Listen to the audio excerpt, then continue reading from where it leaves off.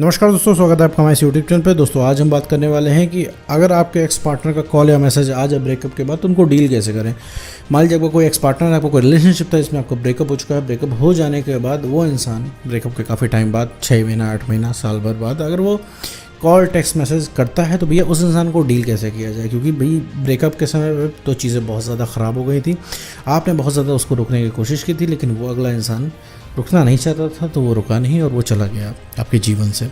और ऐसे में फिर आप जैसे तैसे करके आप सर्वाइव कर रहे हो, अपने आप को आपने समझाया कि भैया ब्रेकअप हो गया है, आगे बढ़ते हैं। एनी हाउ जो भी चीज़ है आपने अपने आप को समझा के किसी तरीके से आप रख रहे हो, किसी तरीके से आप आगे बढ़े हो।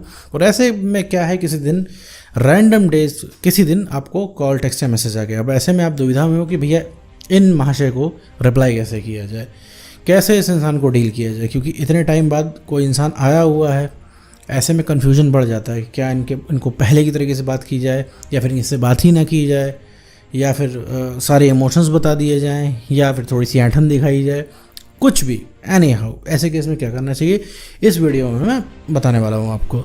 तो चलिए बिना किसी वक्त को ज़ाया किए इस वीडियो को शुरू करते हैं और साथ में समझते हैं कि आखिर अगर एक्स पार्टनर आ रहा है तो उसको कॉल टेक्स्ट मैसेज का रिप्लाई कैसे करें, उन्हें डील कैसे करें। मेरे दोस्त, अगर ब्रेकअप के बाद अगर आपके एक्स पार्टनर का कॉल या मैसेज आ रहा है तो उनसे सबसे पहले है लिमिटेड बात कीजिए और नॉर्मल रह के बात कीजिए। नॉर्मल रहने का मेरा मतलब है बिल्कुल भी एक्साइट होकर आपको मैसेज का रिप्लाई या फिर कॉल पे जवाब नहीं देना है कि आप एक्साइटेड हो, 6 महीने बाद भी आप उनके लिए बैठे हो कि उन्होंने फ़ोन किया राजाओं की तरह, रानी की तरह, और आप लग गए फ़ोन पे उनसे बात करने के लिए और अपने सारा दिल का हाल आप बताने लग गए। बिल्कुल भी इंटरेस्ट नहीं शो करना है। बिल्कुल जैसे एक नॉर्मल हाय हेलो वाले फ्रेंड का कॉल आता है, मैसेज आता है, जैसे आप उसको रिस्पॉन्स करते हो एग्जैक्टली आपको उसको वैसे ही रिस्पॉन्स करना है। देखो मेरे दोस्त, सबसे बड़ी चीज़ जो उस पर काम करेगी आपको है वो नॉर्मल रहना। ठीक है, अगर आप कहते हो सर मुझे कोई ऐसा हथियार दे दो जिससे हम एक्स पार्टनर को कंट्रोल करें, अपने ब्रेकअप को कंट्रोल कर लें, अपने इमोशंस को सही कर लें, तो मेरे दोस्त सबसे पावरफुल हथियार मेरे पास यही है कि आप नॉर्मल बिहेव करो। तुम्हारे नॉर्मल बिहेव कर देने से ही वो इंसान को समझ में आ जाएगा कि आप क्या चीज़ हो। ठीक है, देखो जैसे आपको आज उसकी ब्रेकअप के बाद उसकी वैल्यू पता लग रही है, एग्जैक्टली उस इंसान को ही ब्रेकअप के बाद आपकी वैल्यू पता लगेगी। लेकिन तब पता लगेगी जब आप वैल्यूएबल हो जाओगे, जब आप मेरे दोस्त किसी लायक हो जाओगे, जब आप कुछ करोगे। कुछ करने का मतलब है अपने ऊपर जो है आप वर्क करोगे। देखो अगर 6 महीने बाद भी अगर उस इंसान का कॉल आया और आप एक्साइटेड होकर बताने लगे, आप उसको बताने लगे कि भैया आपने उसको कितना मिस किया, आप कितना परेशान रहते थे, आपने उनसे कितना सच्चा प्यार किया, फिर उस इंसान का इंटरेस्ट एकदम ज़ीरो हो जाएगा। क्योंकि उसकी वाली बात तो हो गई ना, उसने जो सुनना था उस इंसान ने सुन लिया। उसको आज भी लग रहा है कि आप आज भी उस इंसान के पीछे पड़े हो और आप इसी तरह ज़िंदगी भर रहोगे। तो वो इंसान फिर चिल होके घूमेगा, फिर उस इंसान को कोई कदर नहीं होगी तुम्हारी, क्योंकि उसे पता है तुम कहीं नहीं जा रहे हो। मेरे दोस्त देखो, कोई भी इमोशन दिखाने का कोई फ़ायदा नहीं है, क्योंकि इमोशन दिखा के कुछ होने वाला नहीं है। क्योंकि तुम ब्रेकअप के समय ये चीज़ देख चुके हो कि जब तुम्हारा ब्रेकअप हो रहा था वो इंसान तुम्हारी एक भी सुनने को तैयार नहीं था। वो हर वादे तोड़ के गया, वो सब कुछ बर्बाद करके गया वो इंसान। तुम रो रहे थे, यहाँ पे उसने फ़ोन काट दिया, फ़ोन काटने के बाद उसका फ़ोन उठ नहीं रहा है, तुम कैसे सर्वाइव कर रहे हो, 6 महीने तुमने कैसे काटे, उसे कोई मतलब नहीं। अब वो इंसान मुँह उठा के तुम्हारे पास आ गया है, तो बिल्कुल उस इंसान से नॉर्मल भाई बिहेव करना है। कोई भी किसी तरह की उल्टी सीधी बातें नहीं करनी है, चिल्लाना नहीं है, इग्नोर नहीं करना है, कॉल लेना है, आराम से बात करनी है, 2-4-5 मिनट बात करके अपना कोई काम बता के आपको यहाँ से निकल जाना है। बिल्कुल भी ये लगना नहीं चाहिए कि आप उनसे बतियाने के लिए बैठे हो, आपके पास समय ना हो, कोई काम बिजी हो, काट के आप कॉल मैसेज डाल सकते हो कि मैं थोड़ी देर बाद कॉल करता हूँ या थोड़ी देर बाद कॉल करती हूँ। ठीक है, आपको ये मैसेज कन्वे कर देना है। कहने का मतलब इन शॉर्ट बहुत ही नॉर्मल तरीके से उस इंसान से बात करना है। अगर उस इंसान से तुम्हारी बात होती है तो 4 चीज़ें तुम ध्यान में रख के बात करो तो तुम्हारी कन्वर्सेशन बहुत पावरफुल होगी। पहली बात कि कोई रिएक्शन नहीं देना। अगर वो इंसान बोल दे रहा है कि हम भैया एक साथ 4 लोगों को डेट कर रहे हैं तो भी आपको कोई रिएक्शन नहीं देना है। ये नहीं है कि आप रिएक्शन देने लग जाओ कि तुम ऐसा कैसे कर सकते हो, तुम हो ही नीच, तुमने मेरे को धोखा दिया, काफ़ी लोगों को इसी तरह धोखा देते हो कि ये है वो है, कुछ नहीं बताना है। दूसरी बात है पुरानी बातें कोई नहीं करनी कि आपके साथ क्या हुआ, कितने क्यूट आप लोग दिखते थे, कहाँ कहाँ पे जाते थे, कौन कौन सी प्लेसेस पे आपने विज़िट किया, साथ में कितने मोमेंट्स आपने स्पेंड किए, कोई पुरानी बातें नहीं। कब आप लोग मिले थे पहली बार, कोई पुरानी बातें नहीं। तीसरी चीज़ है कोई रिलेशनशिप की बातें नहीं कि आप लोग का प्यार कितना सच्चा था, रिलेशनशिप कितना बढ़िया चला। दोस्त लोग पूछते हैं आज भी कि भैया तुम कहाँ गया तुम्हारा बॉयफ्रेंड, या कहाँ गई तुम्हारी गर्लफ्रेंड, ये सब कुछ नहीं करना है मेरे दोस्त। ठीक है, कोई रिलेशनशिप की बात नहीं है।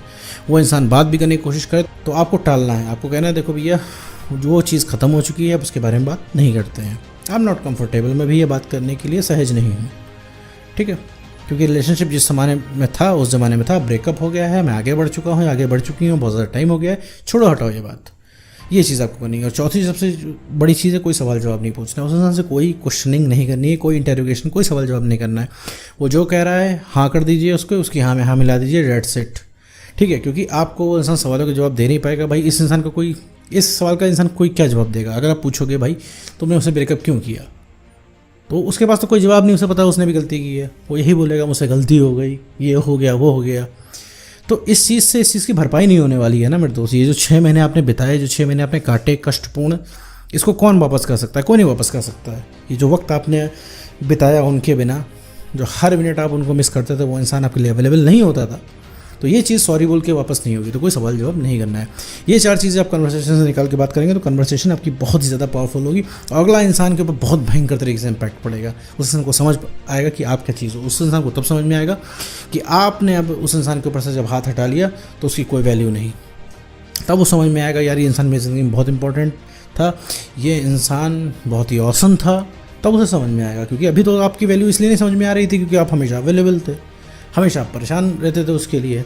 आज जब वो आपके मुंह से सुनेगा ना, तब उसको खटकेगी ये बात, उसे लगेगा यार ये बंदी मेरे पीछे इतना भयंकर तरीके से भागती थी या भागता था, अब क्या हो गया इसको, ये मुझे ना कर रहा है, ये मुझे ना कर रही है, ये सोच के वो इंसान खटक जाएगा, यही बात उसको जाके खटक जाएगी।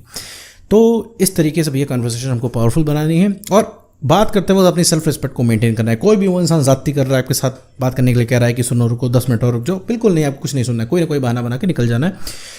फ़ोन में नेटवर्क नहीं आ रहा है, मुझे कोई बुला रहा है, फ़ोन की बैटरी डाउन है, एनीथिंग एल्स, कुछ भी बता के आपको वहाँ से निकल जाना है मेरे दोस्त।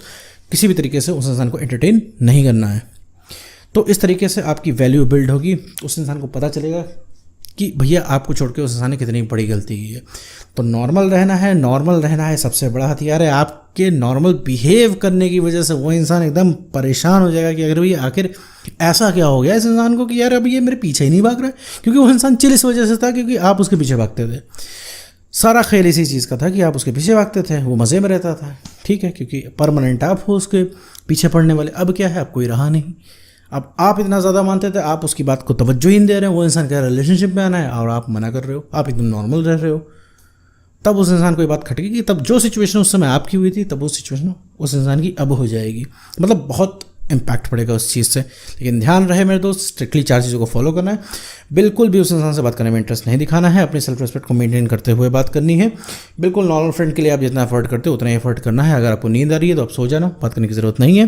कहीं पे बिजी हो तो बात करने की ज़रूरत नहीं है। 2 दिन बाद भी अगर उसका रिप्लाई कर रहे हो, ये भी वो ओके है, ठीक है। लेकिन अपनी सेल्फ रिस्पेक्ट से मेरे दोस्त कोई भी कॉम्प्रोमाइज़ नहीं करना है। किसी भी तरीके से उस इंसान को स्पेशल फील नहीं कराना है, क्योंकि वो इंसान डिजर्व नहीं करता है। जो तुम्हारी ज़रूरत में काम नहीं है, उस समय एज अ रिलेशनशिप पार्टनर होकर तुम्हें भी अपने आप को समझना है, अपने आप को वक्त देना है। उस इंसान को अननेसेसरी टाइम नहीं देना है मेरे दोस्त, वो भी तुम्हारा टाइम डिजर्व नहीं करता है। उसी दिन से उस इंसान का हक तुम्हारे ऊपर से ख़त्म हो गया था जिस दिन वो इंसान तुमको रोता हुआ छोड़ के चला गया था, ठीक है मेरे दोस्त। तो अगर तुम्हारे एक्स पार्टनर का कुछ टाइम बाद कॉल टेक्स्ट मैसेज आए तो उनको बहुत ही नॉर्मली उनसे बात करनी है, उनको बहुत ही नॉर्मली डील करना है, एकदम पूरी नॉर्मल बात करनी है। कोई भी एक्स्ट्रा अटेंशन उस इंसान को नहीं देनी है और किसी भी तरीके का स्पेशल फील नहीं कराना है। तो उम्मीद करता हूँ दोस्तों आपको वीडियो समझ में आया होगा। तो आज की वीडियो में बस इतना ही।